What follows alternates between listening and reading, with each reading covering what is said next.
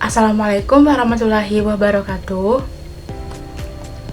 Sebelumnya perkenalkan, nama saya Niken Adiska Pratiwi dengan NIM A1C422122. Di sini saya akan menjelaskan mengenai dua contoh produk bioteknologi di bidang kesehatan dan juga bidang pertanian. Yang pertama di bidang kesehatan ada bayi tabung. Bayi tabung atau in vitro fertilization merupakan proses kehamilan yang dibantu oleh medis, di mana sel telur dan juga sel sperma akan dibuahi di dalam laboratorium, yang kemudian embrio yang terbentuk akan ditransfer kembali ke dalam rahim wanita. Nah, proses ini bertujuan untuk membantu mengatasi permasalahan pasangan yang kesulitan dalam memiliki anak secara alami karena masalah kesuburan. Bayi tabung memiliki 5 proses. Yang pertama, ada stimulasi ovarium, di mana pada proses ini sel telur akan dirangsang untuk matang menggunakan hormon suntikan. Proses selanjutnya ada pengambilan sel telur. Sel telur yang telah matang akan diambil menggunakan suntikan kecil yang dimasukkan ke dalam vagina.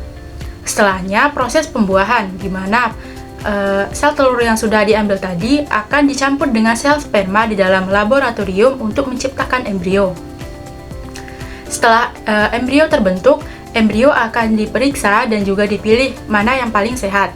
Embrio yang paling sehat adalah yang akan ditransfer ke dalam rahim wanita menggunakan kateter. Bayi tabung memiliki beberapa dampak positif. Yang pertama, mengatasi masalah infertilitas, kemudian memberikan kesempatan untuk memiliki anak. Namun, di luar dampak positif, bayi tabung juga memiliki beberapa dampak positif yang patut diperhatikan sebelum memutuskan untuk melakukan proses bayi tabung. Di antaranya yaitu risiko keguguran, risiko kehamilan kembar, kelahiran prematur, dan juga kehamilan ektopik. Baik, untuk topik kedua yaitu produk bioteknologi di bidang pertanian. Ada kultur jaringan tumbuhan, di mana kultur jaringan tumbuhan ini merupakan suatu teknik dengan cara perbanyakan tumbuhan secara vegetatif yang dilakukan dengan cara memperbanyak sel, organ, ataupun jaringan tumbuhan secara steril dan juga terkontrol di dalam media khusus. Nah, tujuan utama dari kultur jaringan ini yaitu untuk memperbanyak tanaman atau tumbuhan secara cepat dan massal, kemudian untuk menghasilkan bibit yang seragam dan juga bebas dari penyakit. Untuk prosesnya, kultur jaringan melibatkan 4 tahapan. Yang pertama ada tahapan inisiasi, di mana tahapan ini yaitu pembuatan media dan juga pengambilan explant. Tahapan selanjutnya ada multiplikasi, yaitu proses perbanyakan jaringan.